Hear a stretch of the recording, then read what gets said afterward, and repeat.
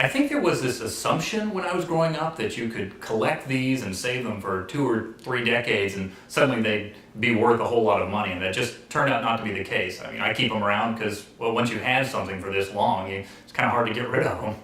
When I was a kid, I had a lot of friends that collected like sports cards, baseball cards, things like that. And I didn't really have an interest in that. So I collected like movie cards and TV collector's cards. And so that's just what I ended up with, a whole bunch of those.